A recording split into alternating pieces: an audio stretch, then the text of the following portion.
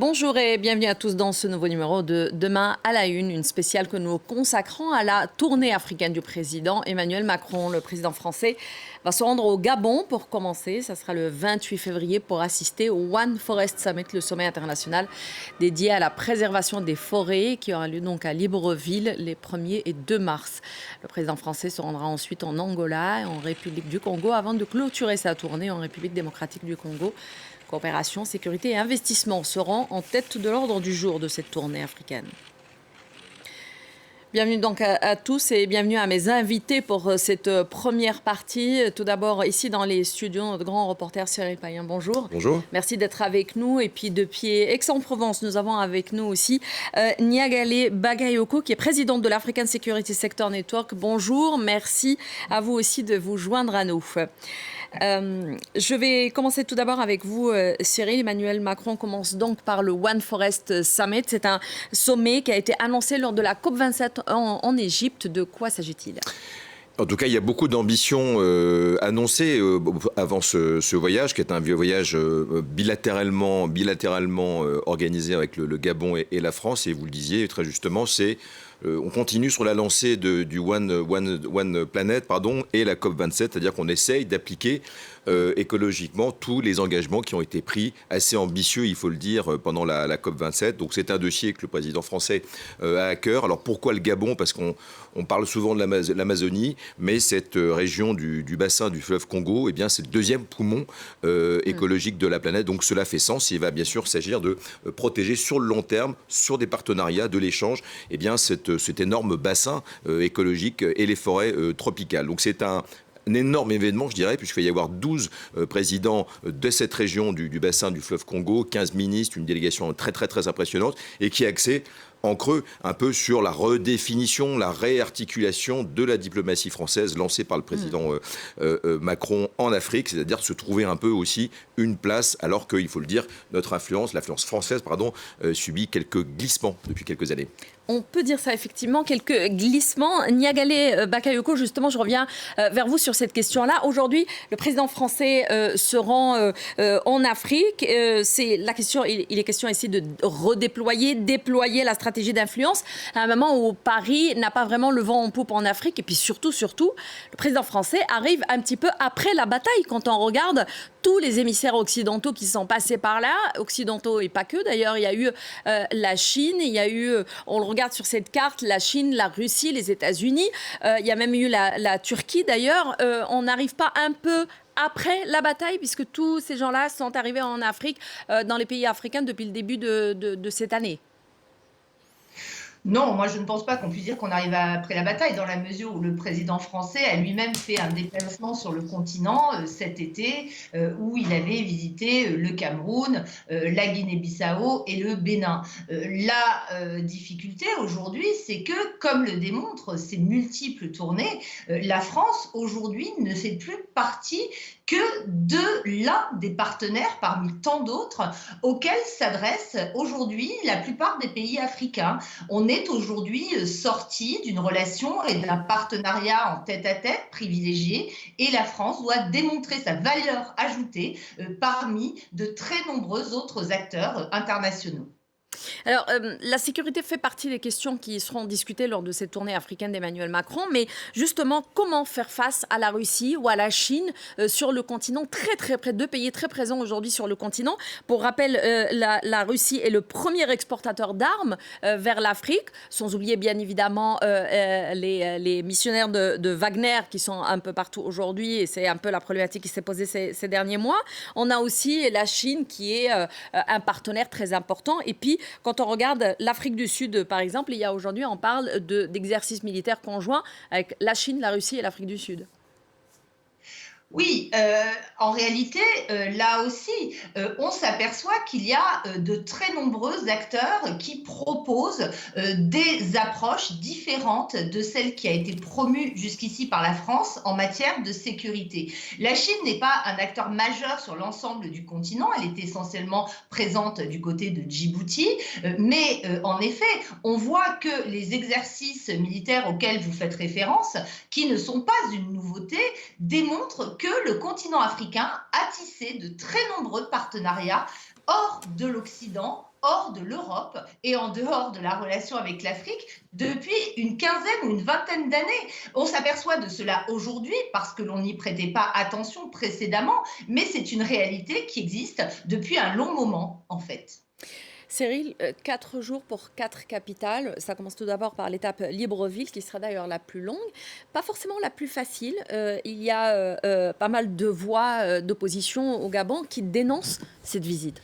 C'est effectivement toujours un peu compliqué dans la posture française vis-à-vis de la relation multilatérale qu'on a depuis très très longtemps avec ces régions, de venir en sa qualité de président, de chef de l'État français, 6 mois avant des élections dans ce pays. Donc évidemment, il y a quelques voix qui sont déjà élevées, il y a des courriers qui sont partis au Quai d'Orsay ou à l'Élysée pour demander à ce que le président ne vienne pas.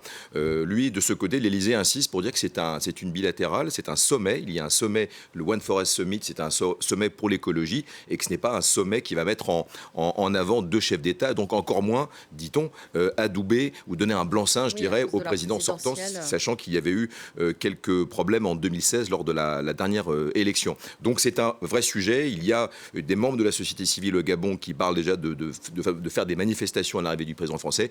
Donc c'est assez houleux. Du côté de la présidence française, on dit que de toute façon, on n'aura pas de rencontre avec l'opposition, puisque ce n'est pas du tout le but de cette voyage de 2 jours, mais il sera ouvert de toute façon à toute forme de dialogue. Il encourage même le dialogue pendant ce sommet. Sachant que ça, c'est une question parmi les choses qu'on reproche à la France dans certains pays, justement, c'est les relations avec certains présidents en place. Donc c'est un moment qui est quand même, c'est ce que je disais tout à l'heure, la France, on a l'impression, n'a pas le vent en poupe dans plusieurs pays africains aujourd'hui. En tout cas, il est clairement établi qu'il faut changer de posture, de logiciel. Ce ne sont pas des mots qui sortent de ma bouche, mais qui sont vraiment les éléments de langage de l'avancée aujourd'hui par la diplomatie française.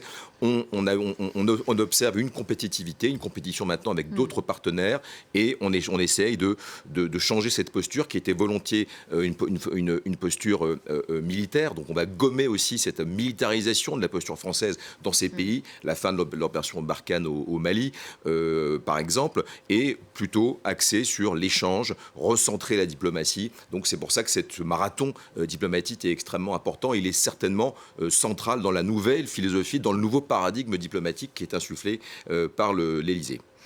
Alors, Niagale Bakayoko, la guerre en Ukraine pèse aussi sur les relations avec le continent africain, même s'il ne s'agit absolument pas d'un bloc monolithique, mais elle a permis aussi, cette guerre à Moscou, de filtrer un petit peu ses amis, on va dire, en Afrique. On se rappelle en octobre dernier, par exemple, lors du vote de l'ONU sur la résolution qui condamne l'annexion des 4 régions ukrainiennes par la Russie. Sur les 54 pays africains, seuls 26 ont voté en faveur du texte. Des pays, par exemple, comme la République du Congo, s'étaient abstenus à ce moment-là.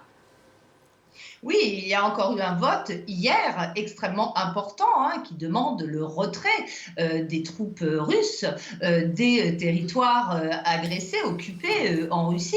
Et l'on s'aperçoit que le vote d'hier, qui a fait état de 32 abstentions et de plusieurs absences, démontre encore que le continent africain ne compte pas prendre véritablement parti dans cet affrontement que l'on constate entre la Russie et l'Occident. Il y a eu notamment le vote du Gabon où va se rendre le président Macron qui cette fois-ci s'est abstenu, ce qui n'avait pas été le cas lors des votes précédents. Il y a un vote moins étonnant qui est celui du Mali qui refuse de demander ce retrait, ou encore celui du Burkina Faso qui ne s'est pas présenté au vote. Donc on voit très bien que l'Afrique est un continent sur lequel l'enjeu de cette guerre en Ukraine pèse particulièrement, et l'on constate notamment que la diplomatie ukrainienne elle-même cherche à se rapprocher des acteurs du continent, notamment en ce qui concerne sa politique en matière d'exportation de céréales. Un mot éventuellement, Cyril, sur justement cette guerre d'influence face à cette guerre en Ukraine. Ça aussi, c'est au cœur du paradigme diplomatique qui est insufflé par Emmanuel Macron. On est dans une guerre d'influence, une guerre informationnelle. les compétiteurs russes, je dirais, dans cette partie du monde, en Afrique, ont quelques années, voire 10 ou 20 ans d'avance sur ce qui a été impulsé par la France. Mais il y a une véritable volonté d'en découdre. Maintenant, c'est vrai que pour que ça infuse, il faut que ça arrive dans la tête des gens. C'est autre chose parce qu'on part de très très loin. Mais c'est vraiment au cœur du dispositif. Mais c'est aussi de prendre en compte les fractures, le Covid qui a frappé le monde, mais aussi la guerre en Ukraine. Ces fractures qui, de toute façon, font que le monde de demain ne sera pas du tout le même qu'aujourd'hui. Et ça va extrêmement vite. C'est pour ça que c'est résolument un voyage de conquête diplomatique, mais basé sur un nouvel axiome d'échange, de partenariat. Enfin, en tout cas, c'est vraiment ça qui est mis beaucoup en avant. Reste à savoir si le président français et si la France va être entendue ou en tout cas accueillie pendant ce sommet.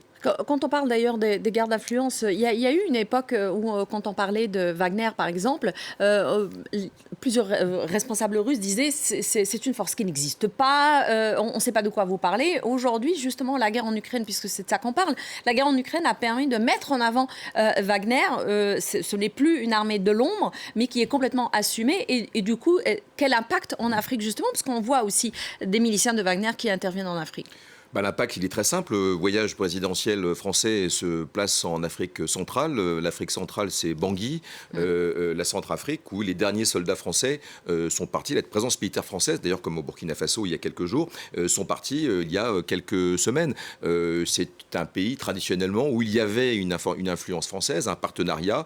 Et aujourd'hui, il y a une mainmise russe militarisée avec les membres de Wagner. C'était un peu le laboratoire pour Wagner, la Centrafrique. Et puis, tendance à se développer dans d'autres pays. Je pense bien sûr au Mali ou d'une certaine mesure, bien que ce ne soit pas pareil, au Burkina Faso. Donc effectivement, c'est totalement assumé, notamment en Centrafrique. Wagner est totalement à la manœuvre et il n'y a pas du tout de faux semblants ou de théâtre d'ombre aujourd'hui. Merci beaucoup Cyril. Merci beaucoup Niagale Bakayoko, présidente de l'African Security Sector Network. Merci d'avoir été avec nous. Merci à vous tous. On revient juste après le bulletin d'information pour la suite de ce numéro spécial consacré donc à la tournée africaine d'Emmanuel Macron. À tout de suite.